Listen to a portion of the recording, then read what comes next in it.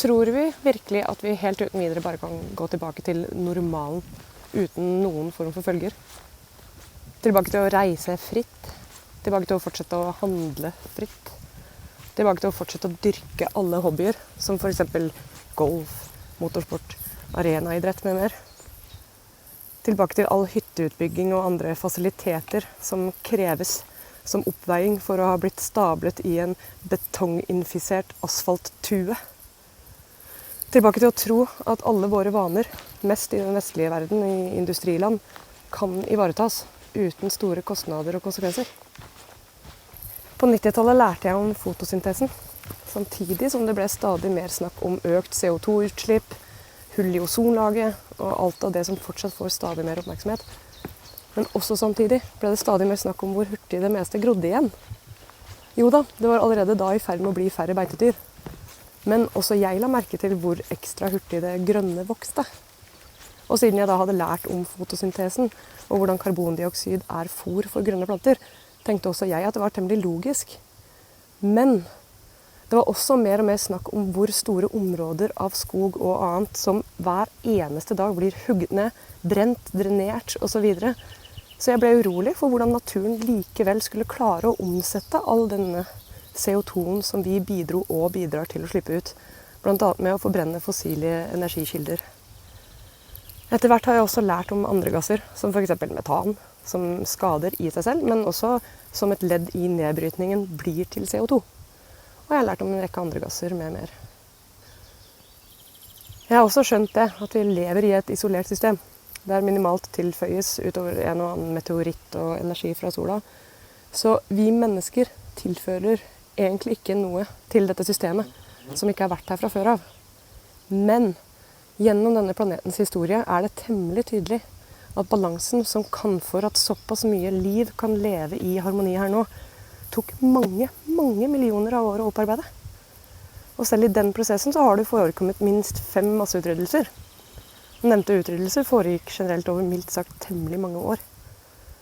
Og vi står unektelig overfor, altså utenom det av de som tviholder på illusjonen om at eksempelvis 500 individer i en art i en dyrepark er nok til å påstå at det er ikke snakk om utryddelse. Vi står overfor den til nå kjente 6. masseutryddelsen, og den har verdensrekord i hastighet. Ved å forstyrre denne balansen, blant annet ved å fortsette å utvinne mineraler med alle utslipp av gifter og alt som det medfører, fortsette å vokse som art, til den kostnad at uansett hva en velger å livnære seg av, så vil det til syvende og sist kreve alt for store landområder og ressurser, både på land og til havs. At regnestykket rett og slett ikke går opp i opp, uten at selve grunnlaget for vår og alt annet livs eksistens brytes ned. Selv om ingenting nytt tilføres, er ikke balansen gitt. Det har tidligere også på denne planeten ikke vært grunnlag for liv av den typen vi i dag er vant til. Koloniser Mars for all del. Altså, hvem vet, kanskje vi faktisk er et resultat av kolonisering fra Mars, etter at vi hadde ødelagt den planeten, og at vi rett og slett bare fortsetter å spinne i en never-ending loop, en ustoppelig sirkel, uten evne til å lære. Da jeg lærte om fotosyntesen, befant jeg meg allerede i en frykt med tanke på planetens fremtid og hvordan vi som art sto for ødeleggelsen av den. Jeg innser jo selvfølgelig at ignorance is bliss, uvitenhet er lykksalighet. At det forståelig nok er lettere å gi F, og just party on till the roof falls down, altså feste til taket raser ned. Skulle faktisk ønske at jeg klarte det. Det ville jo unektelig gjort de siste 10 årene mye mer optimistiske og morsomme. Men heldigvis, ekstra motivert blant annet av Anne Sverdrup Tygesen og Dag Ove Hessen, så er vi i familien, om ikke annet, blitt ekstra opptatt av å verdsette og ønske å ta vare på de minste ledd i økosystemene og biomangfoldet som omgir oss, og samt bidrar til at vi fortsatt har oksygen og ren drikkbar H2O.